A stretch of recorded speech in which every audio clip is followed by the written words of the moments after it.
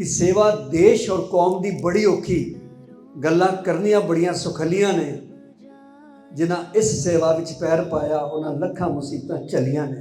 निश्चय कर अपनी जीत करो, ना डरो अरसों जब जाए लरो। निश्चय कर अपनी जीत करो,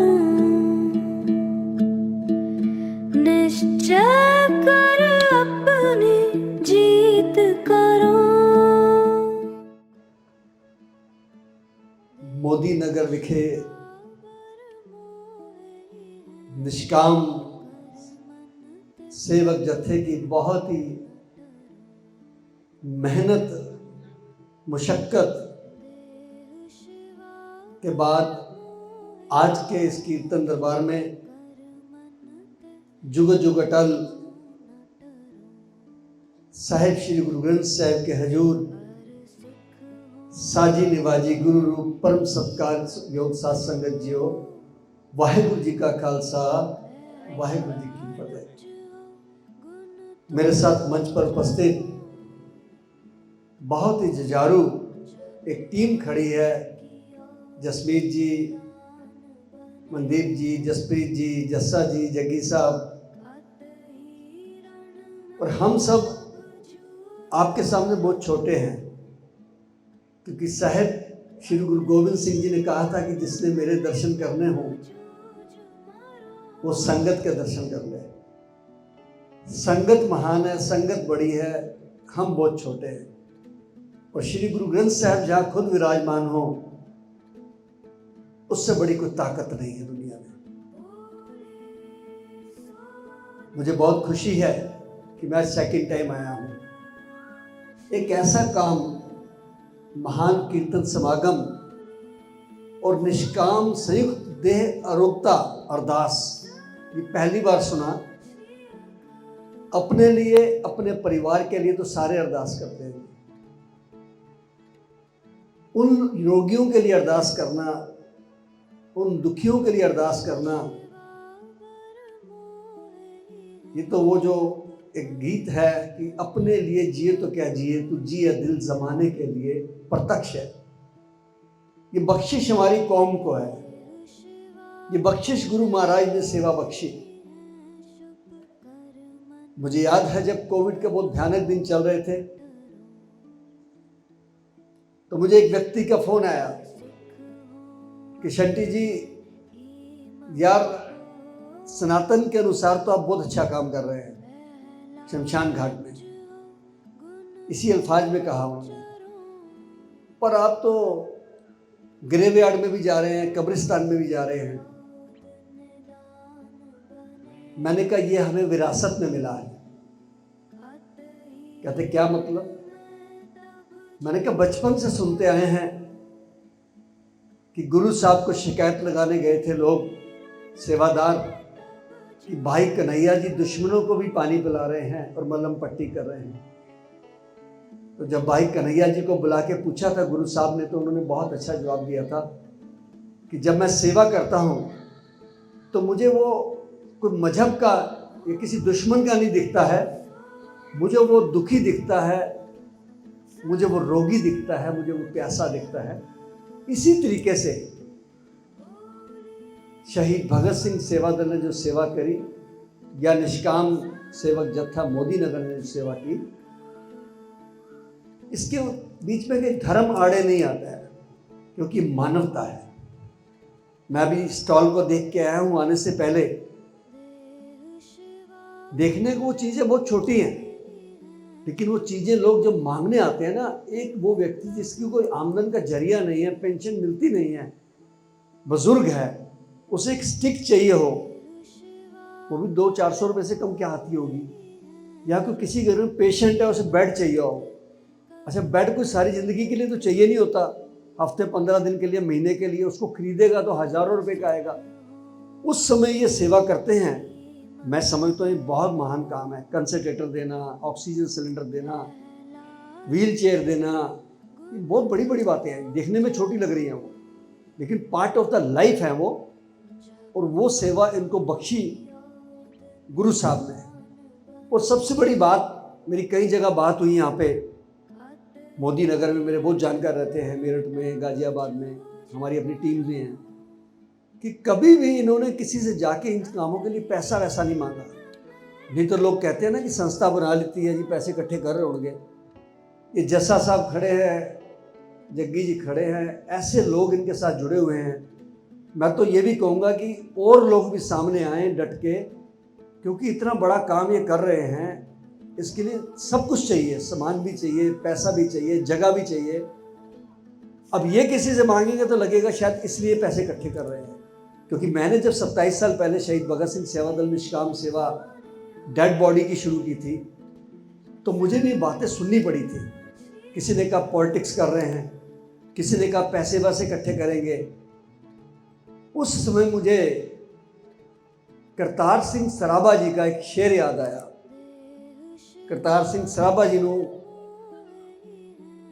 जी ने लिखा था शेर कि सेवा देश और कौम दी बड़ी औखी, गल्लां करनियां बड़ियां सुखलियां ने, जिन्हां इस सेवा विच पैर पाया उन्हां लखां मुसीबतां चलियां ने। ये मुसीबतें तो आती रहेंगी। जरा याद कीजिए ना, कोरोना में अपनों ने अपनों को कंधा देने से मना कर दिया, अपनों ने अपनों को अग्नि देने से मना कर दिया, अस्थियां नहीं उठाई किसी ने, क्रिया की प्रथा खत्म हो गई, मोबाइल पे ही चल रही थी क्रिया, वेब क्रिया हो रही थी, वेब संस्कार हो रहे थे। आप बिलीव नहीं करेंगे, 4266 डेड बॉडी हमने जो क्रिमेट की है, उसमें से आधी से ज़्यादा ऐसी बॉडीज थी जिनके लिए फ़ोन आता था कनाडा से, अमेरिका से, लंदन से, कि बॉडी हमारे अंकल की घर पड़ी है, पापा की पड़ी है फलां जगह में दिल्ली में, उसको उठा के अंकल जी आप संस्कार करा दीजिए, जितने मर्जी पैसे लग जाएं। जब वो पैसे की बात करते थे तो मैं कहता था आप खुद आके करा लीजिए, अगर आप सेवा दे रहे हैं तो हम करेंगे। देखिए, ये जो गुरु महाराज ने हमें दस्तार दी है ना, जिसे आप पगड़ी कहते हैं, ये हमारे लिए ना बड़ी फख्र की बात है। फख्र में और गुमान में फ़र्क होता है जी। मुझे 2 बार गुमान भी हुआ है इसके ऊपर। जब मुझे एक फ़ोन आता है कि 4वीं-5वीं मंजिल पे एक डेड बॉडी पड़ी और 4 दिन से पड़ी है द्वारका में, और एक बहू अपने ससुर के पास अकेली बैठी है, उसका बेटा कनाडा में है, हस्बैंड उसका, तो शंटी जी को मदद करिए। मीडिया का फ़ोन था, मैं 4 लोगों को लेके गया, डेड बॉडी को नीचे लाया, सैनिटाइज किया, पैक किया, क्योंकि हमारा तो रोज़ का काम था। उस बहन की आंखों में कुछ बूंदे आंसू की आई, भावुक हो गई। तो एक माता जी खड़े थे जिन्होंने कहा, बेटा अब क्यों रो रही है तू, सारा इंतजाम तो हो गया। तो उस बहन ने जो बात कही ना जी, मेरे रोंगटे खड़े हो गए।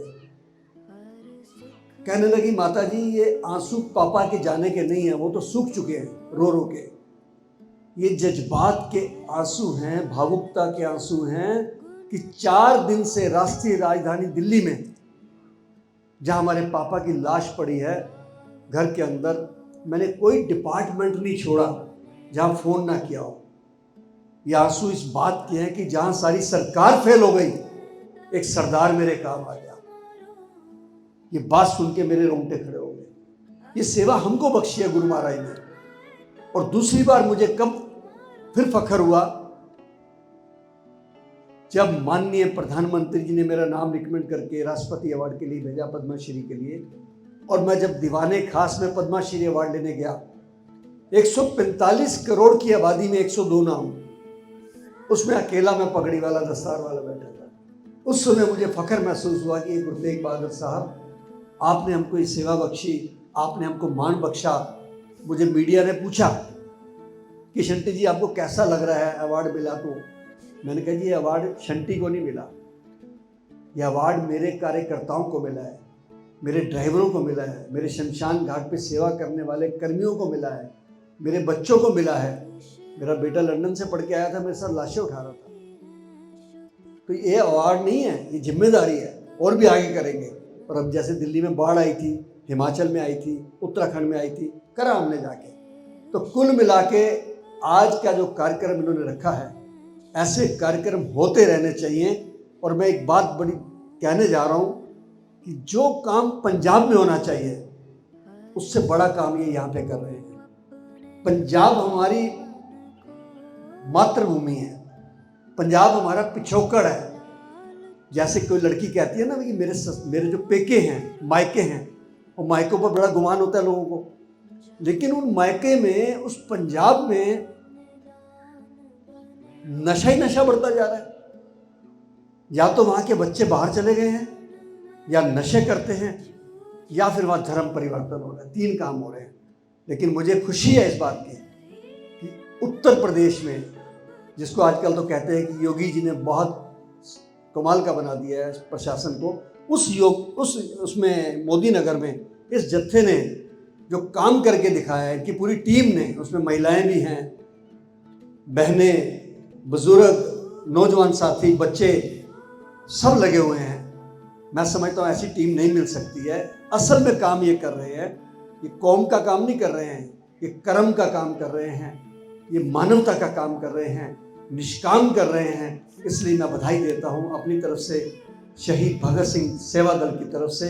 और सबसे बड़ी बात कि कोई ये मजहब नहीं देख रहे हैं, इसलिए मैं वाहिगुरु सच्चे पातशाह से अरदास करता हूँ ये इसी तरीके से सेवा करते रहें, निष्काम सेवा करते रहें। वाहिगुरु सच्चे पातशाह इनको बहुत शक्ति देगा, ये और ज़्यादा काम करेंगे। मैं, मेरी टीम सारे इनका साथ देंगे। आप भी सारे मोदी नगर वासी इनका साथ दीजिए। अच्छा काम जब कोई करता है उसको आप साथ देना चाहिए, तभी हम आगे बढ़ सकते हैं।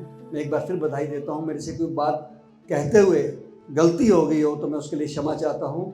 वाहिगुरु जी का खालसा, वाहिगुरु जी की फतेह। बोले सो निहाल।